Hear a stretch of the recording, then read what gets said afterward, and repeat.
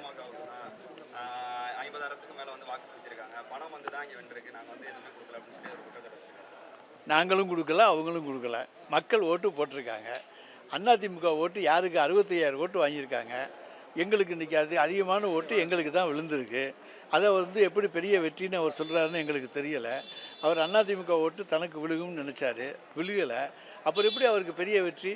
உண்மையான வெற்றி மாண்புமிகு தலைவர் தளபதி அவருடைய 3 ஆண்டு ஆட்சியினுடைய சாதனைகளுக்கு 40க்கு 40 எப்படி வெற்றி பெற்றவோ அதுபோல் ஒரு பானை சொட்டுக்கு ஒரு சோறு பதம் என்பதை போல விக்கிரவாண்டி தேர்தலும் எங்களுக்கு மிகப்பெரிய எழுச்சியையும் உற்சாகத்தையும் வெற்றியையும் எங்களுக்கும் எங்கள் தலைவருக்கு தந்திருக்கிறது. அது அவங்களுக்கு தான் தெரியும். ஆனால் நான் ஏற்கனவே சொன்னேன், அண்ணா திராவிட முன்னேற்ற கழக தொண்டனுக்கு அடுத்த இடம் என்று வந்தால் அது திராவிட முன்னேற்ற கழகம் தான். ஏன்னா இன்றைக்கி மாண்புமிகு தலைவர் தளபதி அவர்கள் இந்த திராவிட இயக்கத்தை தமிழகத்திலே வேரூன்ற செய்து அதை மிகச் சிறப்பாக வழிநடத்தக்கூடிய ஒரே தலைவர் எங்களுடைய தலைவர் தளபதி அவர்கள் தான். அதை உணர்ந்து அதிமுக தொண்டர்கள் எங்களுக்கு ஓட்டு போட்டிருக்காங்க.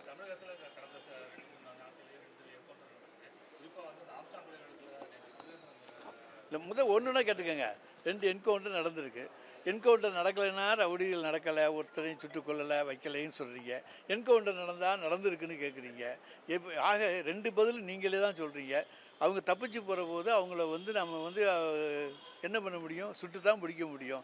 வேறு என்ன பண்ண முடியும்? ரவுடிகள் இன்றைக்கு கட்டுப்படுத்தப்பட வேண்டும். அதற்கு அரசாங்கம் உரிய நடவடிக்கைகள் எடுத்துக்கொண்டிருக்கிறது.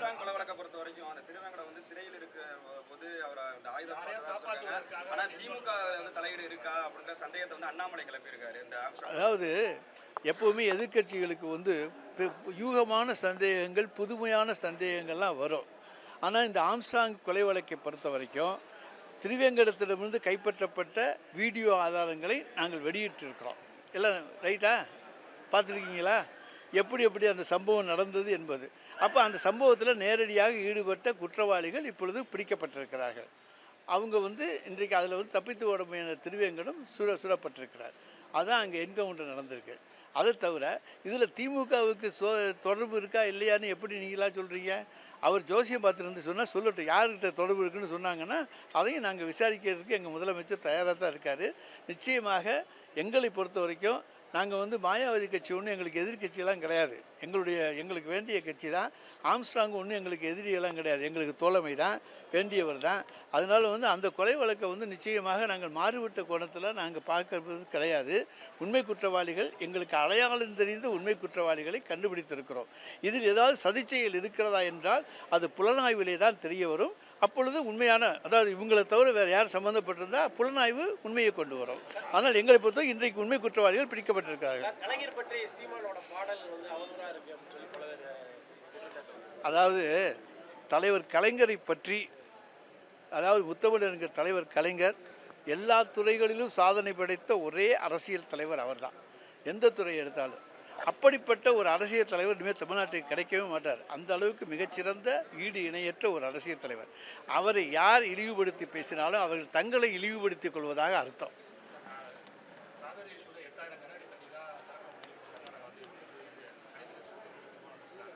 அது கர்நாடகாவினுடைய அனைத்து கட்சி கூட்டம், அவ்வளோதானே. நம்ம வந்து காவிரி உபரிநீர் திட்டம் இதுகளில் வந்து நம்ம வந்து நம்மளுடைய கோரிக்கைகளை தொடர்ந்து வலியுறுத்தி கொண்டிருக்கிறோம். உச்சநீதிமன்றத்திலும் வலியுறுத்துகிறோம். அவங்க எவ்வளோ திறந்து விட சொல்கிறாங்களோ அதில் வந்து நாங்கள் நிச்சயமாக உரிய நிச்சயமாக அங்கே தீர்ப்பாயத்தில் பெறுவதற்கு உரிய நடவடிக்கைகள் எடுப்போம். ஏன்னா இப்போ அங்கே நல்ல மழை பெஞ்சிருக்கு. அதனால் இனிமேல் தண்ணி தரதில் அவங்களுக்கு எந்த கஷ்டமும் இருக்காது. அதை வந்து உரிய முறையில் தீர்ப்பாயத்தில் தெரிவித்து நாங்கள் பெற்றுத்தரோம்.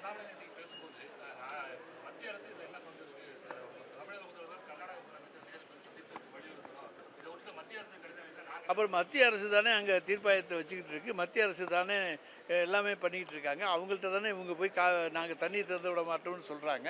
அங்கே நாங்களும் போய் அவங்கள்ட்ட தானே தண்ணி திறந்து விடுங்கன்னு கேட்க வேண்டியது இருக்குது. 2 மாநிலங்களுக்கு இடைப்பட்ட ஒரு பிரச்சனை வருகிற பொழுது அதில் மத்திய அரசு தான் தலையிட்டு அதில் ஒரு முடிவை காண வேண்டும். அதுக்கு ஒன்றிய அரசுக்கு தான் உரிமையை தவிர நாங்கள் 2 பேரும் போய் நேராக பேசிக்கிறது இல்லை. இது பங்காளிகள் பிரச்சனை இல்லை. நாங்கள் 2 பேரும் சொத்து தகராறு கிடையாது, பேசிக்கிட்டு இருக்கலாம். இதில் வந்து மத்தியஸ்தம் பண்ண வேண்டிய பொறுப்பு, அதை பெற்றுத்தர வேண்டிய பொறுப்பு, கடமை ஒன்றிய அரசுக்குத்தான் உண்டே தவிர வேறு யாருக்கு இல்லை. அதனால தான் ஒன்றிய அரசுக்கு இதில் பங்கு இருக்குது என்று சொல்லுகிறோம்.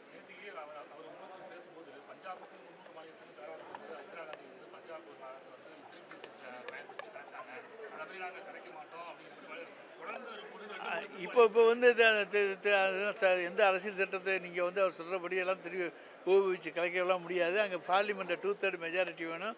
அவங்களுக்கு 2/3 மெஜாரிட்டியும் கிடையாது. எல்லாரையும் வெளியே அனுப்பிச்சிட்டு போட்ட அங்கே வந்து தூக்கி போட்டுட்டு கொண்டு வந்தாங்கன்னா கூட அந்த தீர்மானம் செல்லாதுன்னு சுப்ரீம் கோர்ட்டில் நம்ம போய் வாதாடி பெற்று வர முடியும்.